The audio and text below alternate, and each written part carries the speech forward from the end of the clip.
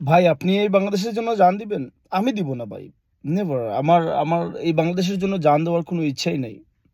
যে বাংলাদেশে হাদির মতো একজন মানুষকে দিন দাহাড়ে হত্যা করা হয়, কিন্তু তার বিচারের জন্য ওই উপদেষ্টা বাঞ্ছিত পরিষদে বলে বলে 90 দিন লাগে। আরে বেটা তুই আসতি তো 30-35 দিন, তার বলে 90 দিন লাগবে। আচ্ছা কোন তো, সে কয় তার হাতে ওইটা নাই, এই বলে ওইটা নাই। আরে ভাই, পুরো মন্ত্রণালয়টা তোর কাছে রে ভাই, আর কি লাগবে? তুই পুরো বাংলাদেশ কি তোর উগার মধ্যে ঢুকাইবি? সরি আমি আমার ল্যাঙ্গুয়েজ খারাপ করার জন্য। মানে সব পরিষদ মানে পুরা মানে মন্ত্রণালয়টা তার পাশে আছে, তার হাতের মুঠোয় মন্ত্রণালয়, কিন্তু সে বলে তার ওইটা নাই এইটা নাই। আচ্ছা এই যে বাংলাদেশের গোয়েন্দা সংস্থা, তাদের কাজ কি? হুম, আওয়ামী লীগের আমরা তো দেখলাম গোয়েন্দা সংস্থা ওইখান থেকে মাটির নিচ থেকে বাড়ি করে আনে, কিন্তু এখন হাদির খুনি চইলা গেল সামনে সামনে, কিন্তু কেউ কিছু করতে পারলো না। এটা সন্দেহজনক, তাই না? মানে আগে আমরা দেখলাম যে জঙ্গি এই সেই সব কিছু ধইরা লাইছে, বাংলাদেশের র্যাব পুলিশ এই মানে প্রতিদিন মনে হইতো যে বাংলাদেশের কি আমেরিকার বাবা হয়ে গেছে বাংলাদেশের পুলিশ আর এই র্যাব ওইগুলা, মানে রট সব সাইরা গেছে। আর এখন কি বলবো, ওই যে সাংবাদিক আছে না, কিছু সাংবাদিক চোর গেলে বুদ্ধি বাইর হয়, তো তারা ওই হাদের খুনি মানে মনে করেন বর্তমানে এই জায়গা ছাইরা গেছে, তো তারা 2 দিন পরে এই জায়গায় ছিল, এইখানে ছিল। ও ভাই আগে তুই কি করছস? আর বাংলাদেশের যে এই গোয়েন্দা সংস্থাগুলোর কাজ কি আমার একটু বলেন?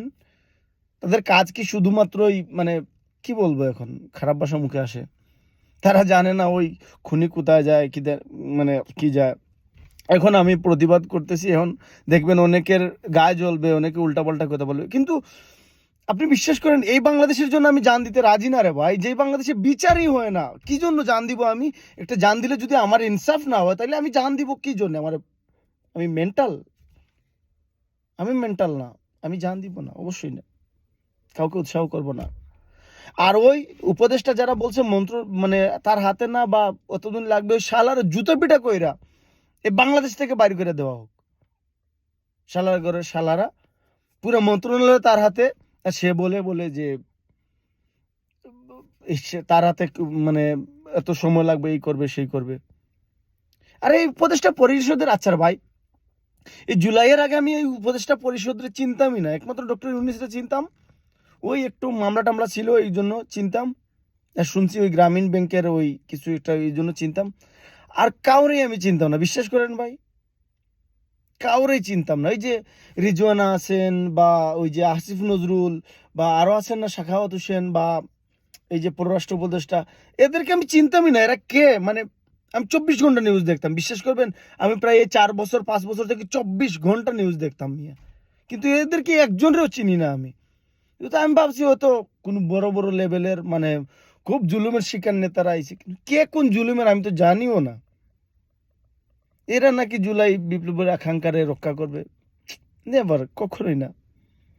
যাই হোক, বাংলাদেশে নির্বাচন আসছে ইনশাআল্লাহ, রাজনৈতিক যে কোনো দল, বড় দল, এনসিপি হোক, জামাত হোক বা বিএনপি হোক বা যে কোনো দল হোক, যে ক্ষমতা আসুক না কেন, অন্ততপক্ষে একটা ইনসাফের বাংলাদেশ, হাদি ভাইয়ের স্বপ্নের বাংলাদেশ যেন হয়, এটাই আশা রাখি। আর এই যদি এই বাংলাদেশে হাদির বিচার না হয়, বিশ্বাস করেন ভাই, কেউ এই বাংলাদেশের জন্য জান দিতে রাজি হইবে না। কসম করে বইলা গেলাম আজকে, যদি হাদির বিচার না হয় এই বাংলাদেশের জন্য কেউ জান দিতে আসবে না। আমরা হাদির বিচারের যতক্ষণ পর্যন্ত বিচার হবে না, যতদিন পর্যন্ত হবে না, আমরা নিজের জায়গা থেকে প্রতিবাদ করে যাব ইনশাআল্লাহ। আদিবাইয়ের জন্য আমরা যতদিন পর্যন্ত শক্তি থাকবে ইনসাফের জন্য কথা বলে যাব। আর দোয়া করি আল্লাহ যেন আদিবাইকে জান্নাতুল ফেরদাউস দান করেন। বিশ্বাস করেন ভাই, ওই হাদিবাইয়ের পুরাতন ভিডিওগুলো এখনো আসে আমার ইয়েতে, নিউজ ফিডে, তো দেখি আর আফসোস করি। ওই বলিষ্ঠ কণ্ঠটা এক কথাই বারবার শুনতেছি, নতুন কোনো কথা, মাতৃভূমি নিয়ে নতুন কোনো ভালোবাসার কথা আর শুনি না। আফসোস লাগে। এরকম মানুষ বাংলার জমিনে বারবার জন্ম হয় না রে ভাই। যদি এদেরকে মূল্যায়ন করতে না পারো, আর বাংলাদেশে এরকম মানুষ জন্মাইবে না। তো তাদের জন্য বিচার হয়, খুনিদেরকে যেন বিদেশ থেকে নিয়ে আসা হয়, এই আশা ব্যক্ত করে ভালো থাকবেন। আসসালামু আলাইকুম। ইনকিলাব জিন্দাবাদ।